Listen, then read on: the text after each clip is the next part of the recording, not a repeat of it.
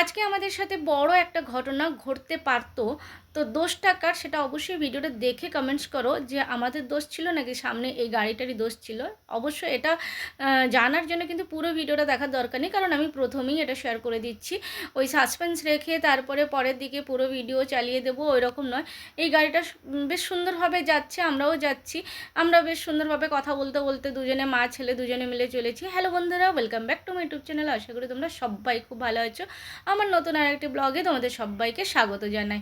এই গাড়িটার কিন্তু এখনও কোনো সিগন্যাল নেই। দেখো আমি যতটা শেয়ার করছি, হঠাৎ করে ও ডান দিকে চেপেও গেল, তারপরে কোনো সিগন্যাল নেই, কিছু নেই, হঠাৎ করে দেখো একদম গাড়ির সামনে চলে এলো। ওই গাড়িটার রাস্তার ডান দিকে যাওয়ার ছিল, কিন্তু তার জন্য আগের থেকে কোনো রকম কোনো সিগন্যাল না দিয়ে গাড়ি চালাতে চালাতে হঠাৎ করে মাথায় উঠলো যে আমি ডান দিকে যাব, তো এমনিই টার্ন নেওয়া শুরু করেছিল। তো আমার কাছে প্রথম থেকে রেকর্ডিং ছিল বলে তাই ও কিছু করতে পারেনি, যদিও আমাদের গাড়ি টাচ হয়নি, কিন্তু তাও এই জিনিসগুলো অবশ্যই ধ্যান রাখা উচিত। এবার বলো দোষটা কার?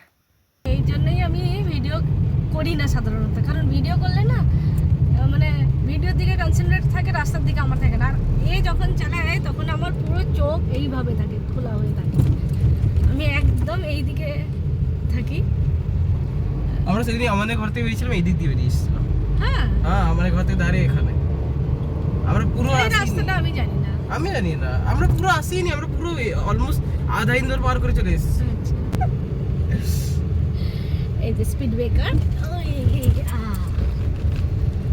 এটা হচ্ছে ইন্দোরের, চুল ঠিক আছে, ইন্দোরের দিকে যেতে রাস্তা।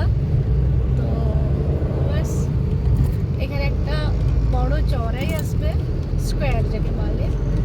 আমি মাথাও চাইনি, আসলে বারবার ফোন আসছিল যে তাড়াতাড়ি এসো তাড়াতাড়ি এসো, এই জন্য স্কুল থেকে দিয়ে এসেছি। সঙ্গে সঙ্গে শুধু ড্রেসটা চেঞ্জ করেছি, বেরিয়ে এসেছি, কারণ স্কুলের ইউনিফর্ম বা স্কুলের কাপড় আলাদা থাকে, এই জন্য চেঞ্জ করতে হয়। তো তোমাদেরকে স্কোয়ারটা দেখাচ্ছি, যদিও অনেকবারই শেয়ার করেছি। তো ওই হচ্ছে কথা। আর এর সাথে বসলে না আমি সবসময় মানে একটু এই হচ্ছে বড় একটা স্কোয়ার এখানে আছে। এখানে অনেকগুলো রাস্তা একসাথে আসছে, এই একটা রাস্তা। আমি এই স্কোয়ারটা পুরোটাই দেখাচ্ছি, এইটা পুরোটাই একটা, কিন্তু হ্যাঁ ভরকুমাদি। এদিকে হচ্ছে চৈত্রম, সোজা গেলে চৈত্রম হসপিটাল।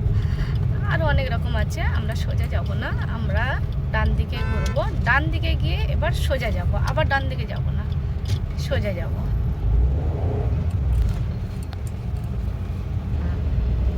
কোন দিক দিয়ে যাচ্ছে এই গাড়িটা, একটা বাইক দেখ কোন দিক দিয়ে যাচ্ছে। ওটাই হচ্ছে কথা। এদিকে ড্রাইভিংটাও আমি একটু শেয়ার করছি যে এদিকে ড্রাইভিংটা কেমন। এখানে কিন্তু অনেক রকম যাওয়ার রাস্তা আছে, একটু দেখে যেতে হবে। এদিকেও স্কোয়ার আছে, এইখানে যে কেন এত ব্লক করে রেখেছে জানি না, এইভাবে ব্লক করে করে করে করে ব্যাস ব্যাস ব্যাস। এই হচ্ছে মাদারহুড হসপিটাল। এখানে একবার আমরা নারীথানে এসেছিলাম, এই হচ্ছে মাদারহুড হসপিটালের নারীথানে। এইখানে আমাদের প্রোগ্রাম হয়েছিল, এখানে আমাদের বাকেতন হয়েছিল। না না দেখাচ্ছি না আমি, ওটা তো আলাদা জিনিস চলে গেছে। এটা হচ্ছে ইন্দোরের দিকে যেতে রাস্তা, সোজা যাচ্ছে ইন্দোর, একদম রাস্তা সত্যিকারে দেখার মতো রাস্তা, সত্যিই ভালো নয়। আর ইন্দোর মানে একদম ক্লিন সিটি, পরিষ্কার পরিচ্ছন্ন, রাস্তা দেখলেই বোঝা যায়। যে কোনো অনুষ্ঠান হোক যাই হোক, ফুলের যদিও ছড়া ফেলে কখনো কোথাও কোনো শোভাযাত্রা বেরিয়েছে, ওই ফুলের ছড়াটাও কিন্তু সকাল মানে সঙ্গে সঙ্গে পরিষ্কার করে দেয়। একদিক দিয়ে শোভাযাত্রা বেরোচ্ছে, আরেকদিক দিয়ে পরিষ্কার করে দেয়। এখানে হচ্ছে একটা জিনিস, কিন্তু এখানকার ট্রাফিকটা আমি একটু শেয়ার করছি। যদিও বা এই মুহূর্তে এখানে ট্রাফিক নেই দুপুরবেলা বলে, তাই দুপুর নয়, এখন 4টে বাজে। হ্যাঁ, রোডটাও চওড়া আছে। আসলে ব্যাপারটা হচ্ছে এই যে একটা মাঝখানে ব্লু রঙের একটা লাইন দেখা যাচ্ছে, এটা আসলে এআই না কি বলে, আই বাসের স্ট্যান্ড ছিল। এইটা পুরোটা আই বাসের স্ট্যান্ড ছিল বা আই বাসের রাস্তা ছিল। আর ওই আই বাসের স্ট্যান্ড, আই বাসের রাস্তাটা পুরোটা ভেঙে দিয়েছে উপর দিয়ে। মানে ব্রিজের উপর দিয়ে মানে ব্রিজের উপর দিয়ে। তো আই বাসের স্ট্যান্ডটা পুরো ভেঙে দিয়েছে বলে রাস্তাটা বিশাল চওড়া হয়ে গেছে। আর আই বাসের স্ট্যান্ড ভেঙে দেওয়ার জন্য আমার ক্ষেত্রে একটা অসুবিধা হয়েছে, সেটা হচ্ছে আমি রাস্তা কিন্তু চেনাটা আমার পক্ষে এখন মুশকিল। রাস্তা দেখে দেখেই আমি যেতাম। আইবাসের রাস্তা, এই যে ডান দিকে যে লোহার এইগুলো যাচ্ছে এইগুলো থাকে, তো ওই জন্য আমি চিনতে পারতাম। কিন্তু এখন রাস্তা ভেঙে দেওয়ার জন্য আইবাসের রাস্তাটাই আমি খুঁজে পাচ্ছি না। আর আমাদের যেতে হবে বাস রাস্তা বরাবর যেতে হবে, কিন্তু রাস্তাটা তো আগে খুঁজে পাই তারপরে তো। তো ঠিক আছে, দেখি আগে গিয়ে দেখবো রাস্তাটা ঠিকঠাক খুঁজে পাচ্ছি কি পাচ্ছি না।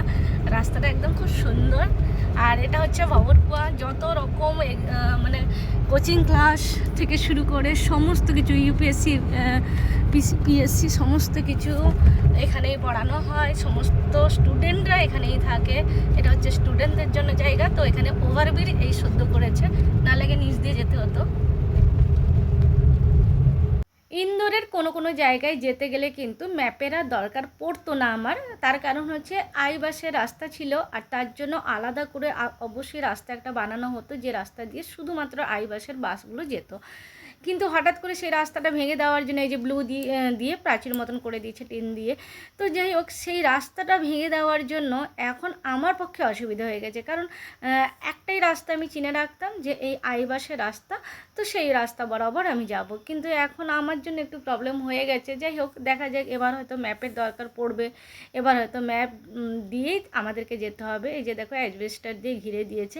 এটা কিন্তু প্রপার একটা রোড ছিল, সেখানটা শুধুমাত্র বাস যেত। আর যদি কোনো প্রাইভেট মানে খুব ভিআইপি কেউ থাকতো বা কিছু, আমি সেটা ঠিক মতন জানি না, হয়তো অ্যাম্বুলেন্সও যেতে পারতো। তো যাই হোক, সেই রাস্তাটা এখন কিছু একটা বানানো হচ্ছে বলে ভেঙে দিয়েছে। তো যার জন্য আমার মতন মানুষদের সত্যি একটু অসুবিধা হয়ে যায়, যারা ইন্দোরে নতুন নতুন আছি, রাস্তাঘাট চিনতে পারি না। সবসময় তো আর ম্যাপ লাগিয়ে যাওয়ার থেকে কিছু কিছু রাস্তা চিনে রাখতাম এইভাবে, যাতে আমরা তাড়াতাড়ি সুন্দরভাবে পৌঁছে যেতে পারি। আর অবশ্যই ট্রাফিকের যে জিনিসটা, সেটা অবশ্যই তোমাদের সাথে শেয়ার করলাম। একটা বাইকও কীভাবে সামনে চলে এলো সেটাও শেয়ার করলাম। মানে এখানটায় গাড়ি চালাতে গেলে না অবশ্যই খুব ভালোভাবে ধ্যান দিতে হয়, মানে একদম সতর্ক হয়ে গাড়ি চালাতে হয় সব সময়ের জন্য। মানে স্টিয়ারিং বলো বা ব্রেক বলো, সবসময়ের জন্য হাতের কাছে থাকে, একদম সতর্কভাবে গাড়ি চালানোর দরকার পড়ে। তো আমি এই জন্য একটু ভয় পাই গাড়ি চালাতে। আর গাড়ি তো এখন আমি চালাই না, স্কুটিই চালাই। তো যাই হোক, আমাদের যেখানটায় যাওয়ার ছিল আমরা সেখানটায় পৌঁছে গেলাম। আর তোমাদের সাথে ছোট্ট করে শেয়ার করলাম। ইন্দোরের রাস্তা তো অবশ্যই নিট অ্যান্ড ক্লিন, সেটা তোমরাও দেখে বুঝতে পারছো।